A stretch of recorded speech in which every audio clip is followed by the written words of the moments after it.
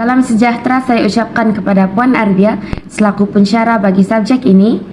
Kami dari kumpulan 4 yang terdiri daripada saya sendiri, Rezi Lena Robin, Emi Anik, Leticia Jen, Syahikmah binti Seli dan Siti Norajaika akan membentangkan tajuk kaedah menterjemah. Baiklah, pembentangan kumpulan kami pada kali ini iaitu pertama sekali kita akan menyentuh pengenalan bagi perkataan terjemahan, kemudian kita akan merungkai kaedah pinjaman yang terbahagi kepada dua, dan seterusnya kaedah peniruan yang terbahagi kepada dua jenis, dan diteruskan dengan aktiviti pengukuhan. Baiklah, pada bahagian pengenalan kita akan mendalami maksud atau definisi bagi perkataan terjemahan.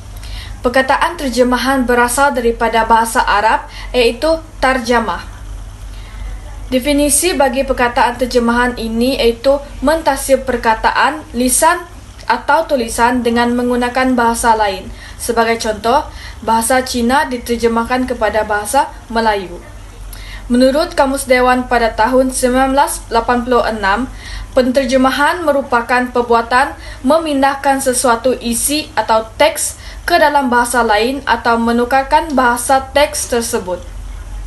Secara ringkasnya, menterjemah merupakan proses memindahkan sesuatu bahasa sumber kepada bahasa sasaran. Baiklah, seterusnya kita masuk kepada konsep penterjemahan. Menurut Ramli Saleh 1986, konsep penterjemahan boleh dibahagikan kepada dua bahagian, iaitu bahagian yang pertama adalah kaedah formal atau tradisional.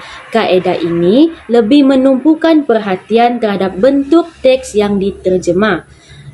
Dalam kaedah ini, ia cuba mengekalkan unsur stilistik seperti rima, rentak, bunga bahasa dan juga ciri nahu iaitu ciri tata bahasa. Dalam kaedah formal atau tradisional ini terdapat 4 kaedah yang difokuskan, iaitu yang pertama adalah kaedah pinjaman, kaedah kedua kaedah penggantian, ketiga adalah kaedah peniruan dan yang keempat adalah kaedah transposisi. Baiklah, yang seterusnya konsep penterjemahan yang kedua adalah kaedah dinamik ataupun kaedah moden. Dalam kaedah dinamik ini, ia mengutamakan reaksi pembaca atau kesan terhadap pembaca tersebut. Kaedah ini terbahagi kepada 4 kaedah, iaitu yang pertama kaedah modulasi, kaedah persamaan, kaedah adaptasi dan juga kaedah penyamaan fungsi.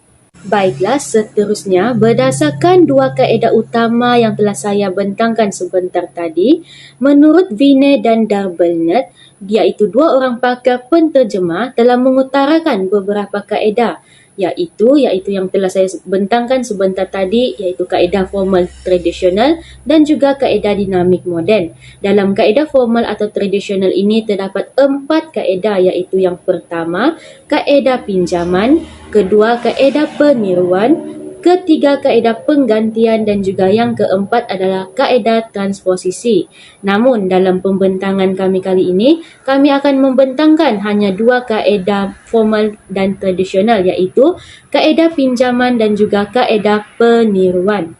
Seterusnya kaedah dinamik atau moden. Dalam kaedah ini terdapat 6 kaedah lagi, iaitu kaedah modulasasi, kaedah persamaan, kaedah adaptasi, kaedah penyamaan fungsi, kaedah pengembangan dan juga kaedah generalisasi. Seterusnya saya akan terangkan tentang kaedah pinjaman. Kaedah pinjaman ialah kaedah yang digunakan untuk sesuatu perkataan yang tidak mempunyai padanan yang sesuai ataupun tidak wujud sama sekali dalam bahasa sasaran, iaitu bahasa Melayu. Hal ini demikian kerana teknik, konsep, peristilahan dan sebagainya adalah sangat berbeza. Oleh sebab itulah ianya tidak wujud. Antara contoh perkataan dalam kaedah pinjaman ialah homestay, Wikipedia, aorta, aspirin, drift, bento dan juga COVID-19. Itu adalah antara contoh-contoh perkataan yang dipinjam masuk dalam bahasa sasaran ataupun bahasa Melayu dalam kaedah pinjaman. Seterusnya kita beralih kepada kaedah peniruan. Peniruan berlaku apabila adanya kemasukan istilah pinjaman. Terdapat dua jenis peniruan. Peniruan pertama ialah peniruan penyampaian yang tidak mengubah struktur bahasa sasaran. Peniruan ini tidak melibatkan struktur bahasa sumber, sebaliknya mengikut struktur bahasa sasaran. Contohnya, kita lihat bahasa sumber iaitu buffet service dalam bahasa Inggeris diterjemahkan kepada service buffet iaitu bahasa Melayu dalam sebagai bahasa sasaran. Contoh seterusnya ialah social science diterjemahkan kepada sains sosial dan Cold War diterjemahkan kepada perang dingin. Okey, kita lihat di sini peniruan ini tidak dapat dielakkan kerana konsep tersebut agak jarang ditemui dalam budaya Melayu. Peniruan kedua iaitu peniruan struktur yang mewujudkan struktur baharu dalam bahasa sasaran. Kaedah peniruan jenis ini digolongkan sebagai kata majmuk yang dipinjam dan disesuai dengan pola sintaktik dalam bahasa sasaran. Contohnya kita lihat pada bahasa sumber bahasa Inggeris iaitu perkataan paperwork. Perkataan paperwork diterjemahkan kepada bahasa sasaran iaitu bahasa Melayu dengan perkataan kertas kerja. Contoh seterusnya ialah perkataan karbon dioksida, iaitu bahasa sumber diterjemahkan kepada bahasa sasaran iaitu karbon dioksida. Kita lihat di sini peniruan ini mewujudkan struktur baharu dalam bahasa sasaran. Bahasa sasaran di sini ialah bahasa Melayu. Jadi kita dapat lihat struktur perkataan tersebut dia berubah walaupun kaedah peniruan dilakukan.